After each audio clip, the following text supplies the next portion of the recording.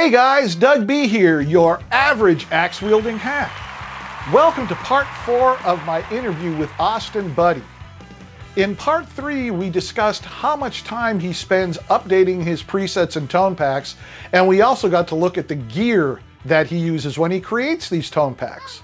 So, let us get going into part 4. Here we go, number 9. One of the issues that some players have had with the Fractal modelers is the lack of bass amps, but you put out a bass tone pack with what, 300 scene zinners? Yeah. Can you tell us about that? You know, it's been a delightful surprise. I'm not a bass player, so I had to get a bass player to help me, and I got a guy named Scott Nelson, who's a professional here in Austin. He's played with a lot of people. He was the bass player on the Experience Hendrix tour for a lot of that for a number of years. And Scott's really great. And one of the first things I learned is that when I play bass, I play it like a guitar player, which means I'm not attacking it hard. Scott murders it. I mean, he like is playing it really hard. So that was really key because really good bass players really do attack their instruments. They dig in. Yeah, in a way that guitar players wouldn't think to. And so if I tried to level it, it would be wrong. That's what I'm trying to say. I had to level it while he was playing. And he also had a good encyclopedic memory of a lot of, bass tones and things like that. So we have a limited number of amps, but we still have pretty much what you need, honestly. Yeah, I mean, there's not a Galen Kruger in there, but you can kind of get there if you modify the Mesa Boogie a little bit. There's some things you can do, little tricks. So I did this again because I'm looking at the community and I want to make sure that everybody kind of has all the tools that they need. And I saw that there were bass players. They want to be able to bring a little fractal to a gig, and recording studios that want to have access to a lot of tones, or people that are home that are guitar players that don't know a lot about bass would love to have something where they could just go in and find a couple of cool bass sounds that would work. My buddy out in LA, Ross Roslin, talked about this. He was able to just go in there really quick and say, oh, that'll be perfect for this track I'm working on, without having to try and fiddle around with it. So that was the idea. So the bass tone pack, 200 plus bass tone pack. So half of it is just the bass amps that are in there, paired with different cabs. Some are a little more mid-rangey, some are by design, some are darker. And then you get just sort of like Live Gold, there's a very clean sound, and there's a warm sound, which is where most people would live on bass. And then there's kind of a driven sound, and then there's a dirty sound for each of the bass amps that are in the unit. And so I covered, the Ampegs, which is everybody's go-to SVTs, but I also have the Mesa Boogies. Every bass amp model that's in there is in that. Then I do a second part, and this was kind of fun for me and Scott, where we do artist presets. We try to get iconic bass players going back to like 1950s in Carol Kay, and this was fun because we literally had a couple of different basses. We had a Rickenbacker, I had a Hofner. He's got a good P bass. We had a good J bass. We had a Gibson Thunderbird. And so for people that are real serious bass players that have a good bass collection, we've got presets, that are dialed in that are trying to get that particular artist's bass tone. So there's some John Entwistle Who bass tones. There's Flea from Red Hot Chili Peppers. There's Zeppelin. There's some metal stuff. There's some grunge stuff. There's reggae. There's a ska. There's a country thing. So, Little Feat. I love Kenny Gradney's bass playing, Little Feat. And so so my point is we just tried to do a whole bunch of really useful tools, Aerosmith, Sweet Emotion sound, So that was really, really fun. And, it's only at one bank. And we did shoot some IRs for it, and there's an acoustic-based emulation that uses an IR, which is pretty cool. It sounds best on a Rickenbacker neck, but it sounds like an acoustic bass. It's really fun. So I did that. I sold that for a little cheaper than the others, and Scott and I split that because he really did put the work into it, and whenever we have to update it, I have to get him over here. And that's been really more popular than I thought it would be. I mean, I sell a good number of those, I think, because for the very reasons I said, people don't want to have to figure this out. The other interesting thing I did in it, and I'm kind of going on about it, and this is all in the YouTube videos that I did about the tone pack, is that the first 4 scenes are what I described to you, clean, warm, dirty, driven, dirty. But then the next 4 scenes 5 through 8, split the signal. And out of one side goes that amp sound, and out of the other side goes a DI. Because in a studio, what you tend to do is you tend to have a mic'd bass amp and then a DI, and then you blend them on the board to get the sound that you want, the amount of high end and low end.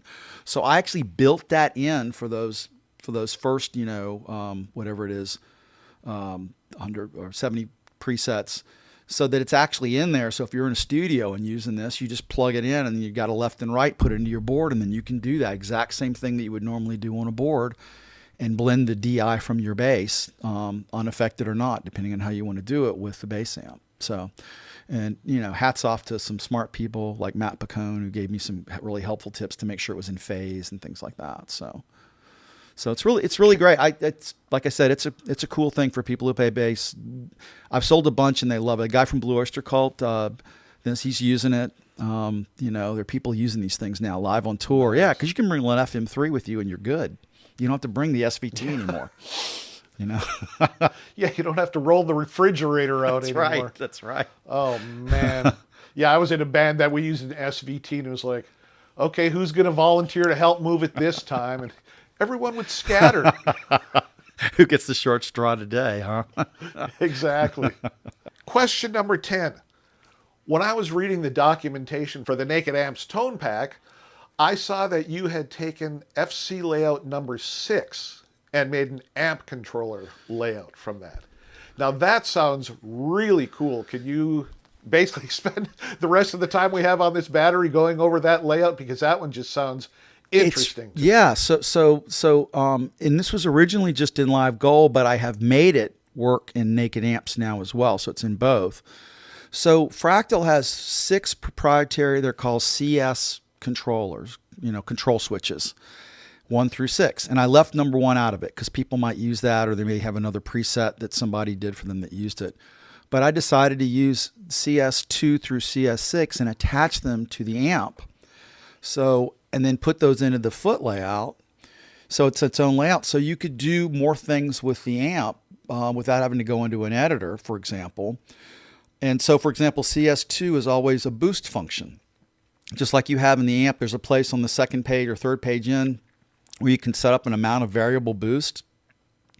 So it goes anywhere from 8 to 10 dB. You can change the boost if you want. But I try to do it by ear. And so that's that wonderful lift that gives to Marshalls and stuff that makes them fatter and juicier and squishier. And I love the CS2.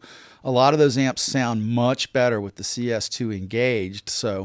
But I did this on the layout so you could pull it up and you could see a bunch of amp things on the floor and you could change it. CS3 is the fat switch that's in the amp. So not every amp has a fat switch, as you know. But for the ones that do, that's how you can turn it on and off with your feet. You don't have to do it on an editor. And there's a video by the way, on my YouTube that talks about how to use the controllers, because a lot of people try and move it on that first ideal amp page, and you can't turn them up or down there if they're attached to a controller. You have to go into the control area, and there's a grid where you turn it on and off there, and it'll stay. If you want to save it that way, if you like it better with it on than off. CS4 is the bright switch, because like on Fenders, that's a big deal. Sometimes you want the bright switch on, and sometimes you want the bright switch off, right? Yes. So that lets you do that. And then CS5 is the saturation, which doesn't work for every amp, but for some amp it's pretty great, and so it's kind of like a boost, but it kind of smears everything a little more, saturates the amp. And I had to dial in specific amounts for that, talking about all the work I have to do, right? Because it defaults to 4, but sometimes 4 is too loud and doesn't sound good. Sometimes I'm at 1.5 value or 2 or whatever it is, so every amp will vary a little bit. And the last is CS6, which is the low cut. So for a lot of amps that get really flubby or whatever, and for sometimes I actually have the low cut on if an amp is super bassy. I just leave it on and you turn it off. In other words, the switch will work in the reverse of whatever value is. So if the bright switch is on, you click it, it'll turn it off. But if the bright switch is off, it'll turn it on. Yeah. So, but yeah, I laid those out in I used one of the layout pages to do it. And then I also made changes so that if you're in a scene, if you hold down the scene button, the boost comes on automatically. So you don't have to navigate over to the amp page. Oh, okay. If you're in and I did the same thing. The filter is in there, which is your single coil. I call it the kicker coil. If you ever use a single coil, it's about 5 dB, right? So if you have a Strat or, and you want to get it to hit the amp as hard as a humbucker does, it adds about 5 dB in, and it gets you pretty close to what, a humbucker hits the amp at. So it kind of brings up, that way it's not as lower in volume, it's pretty equivalent. But yeah, so I did an FC12 layout, and then I did a few other things, but I basically used the factory layout, which I think is very good, and I just customized a few little things to it. I tried to make sure that all the blocks that I use, like I use drive 2 primarily as the overdrive. I use drive 1 just for fuzz. So I don't have a drive 1 on a lot of these presets because people have their own drives. Drives are real personal. Everybody has their own thing. So I'd used a drive 2, but that lets people put their own drive in, drive 1, and it's not like a competition, right? You can use drive 1 unless I've got fuzz in it. So I tried to, design-wise, I tried to put a lot of thought into this to make it as flexible for people as possible. And people tend to have responded, they really like the layout. It lets them do what they then want to do with the preset, So that was a lot of the thinking on it. I hope I haven't run out your energy here. Oh no, it's not yet. But I'm gonna mess with that layout number 6 later on tonight because that sounds like a lot of fun. Yeah. So the layouts are in there. Do you have an FC12 or an FC6? I have a 6. And are you using it with an FM3? I go back and forth between the FX3 and the FM3. Because I don't know that I did. Originally, I think I tried to do an FC6 and an FC12 for the 12, and I think I only did an FC6 for the FM3 to do the OMG9, that they fractal does.